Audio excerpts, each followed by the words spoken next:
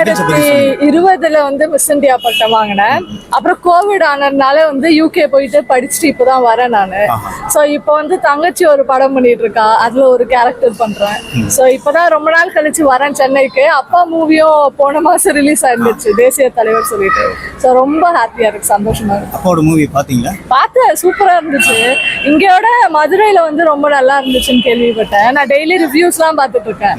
ஆக்ஸ்போர்ட்ல இருந்து தான் வரேன். அங்கேயே கேட்பாங்க ஆக்சுவலி படம் எப்படி இருக்கு, நிறைய தேவர் சமுதாயத்தை சேர்ந்தவங்கலாம். ஸோ ரொம்ப நல்லா இருந்துச்சு. ஸோ நீங்க அங்க இருந்து பார்க்கும்போது எந்த மாதிரி உங்களுடைய சர்க்கிள் எப்படி என்ன சொன்னாங்க ஃபாதர் பத்தி?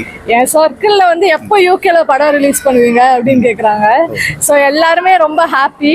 இதுக்கு மேல வந்து தேசிய தலைவர் 2, 3 அந்த மாதிரி நிறைய பார்ட்ஸ் பண்ணோம் அப்படின்னு சொல்லிட்டு தான் எல்லாம். உங்களுடைய நீங்க எந்த மாதிரி எப்படி ஃபீல் இருந்தது நீங்க ஜெயிச்சு அதுக்கப்புறம் எப்படி மூவ் பண்ணீங்க?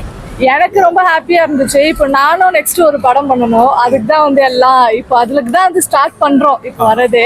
ஸோ இன்ஷால்லா நீங்களும் வந்து பாப்பீங்க, இங்க எல்லாரையுமே தெரியல. ஸோ என்ன மாதிரி படத்தை எதிர்பார்க்கணும்? ஃபாதர் வந்து அப்பா வந்து ஒரு தேசிய தலைவர், மிகப்பெரிய ஒரு தலைவர் வேடத்துல இனிமே வந்து மறக்க முடியாத வேடத்துல நடிச்சிருக்காங்க, வரலாறு பேசப்படும். அந்த மாதிரி நீங்க என்ன அப்பா அளவுக்கு பண்ண முடியாது, பட் என்னால முடிஞ்ச அளவுக்கு நான் ஆக்டிங் கத்துட்டு இருக்கேன்.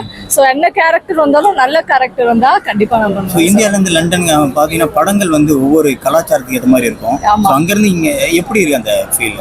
இப்போ எல்லாருமே வந்து இந்தியால மலையாளம் மூவிஸ் வந்து நிறைய பேர் பாக்குறாங்க யூகேல இருந்து. ஏன்னா இது ரொம்ப நேச்சுரலா இருக்கு. இப்போ அதர் கண்ட்ரீஸ் மூவிஸ் கம்பேர் பண்றதோட ஸோ ரொம்ப நேச்சுரலா இருக்க ஃபிலிம்ஸ் வந்து எல்லாருமே போற்றப்படுவாங்க. ஸோ அது ஹிந்தியா இருந்தா என்ன, இங்கிலீஷ் இருந்தா என்ன, சைனீஸா இருந்தா என்ன, தமிழ் இருந்தா என்ன. ஸோ அவ்வளவுதான். ஸோ இன்னைக்கு இருக்கிற படங்கள் எப்படி இருக்கு? இப்போ விஜய் நடிச்சிருக்கிற நிறைய படம், அப்படி இருக்கும்போது நீங்க என்ன மாதிரி ஃபீல் பண்றீங்க? எல்லாம் நல்லா இருக்கு.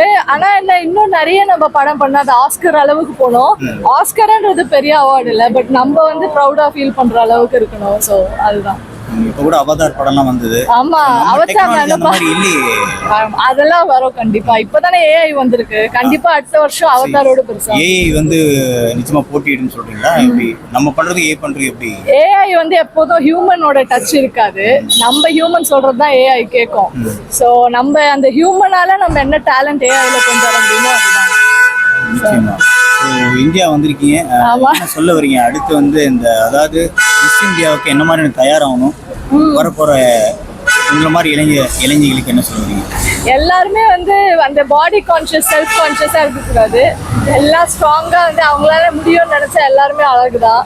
ஸோ எல்லாருமே தைரியத்தோட வந்து போட்டியிடணும். சவுத் இந்தியால இருந்து மெயினா வந்து போட்டியிடணும். ஸோ அதுதான். தேங்க்யூ. நன்றி.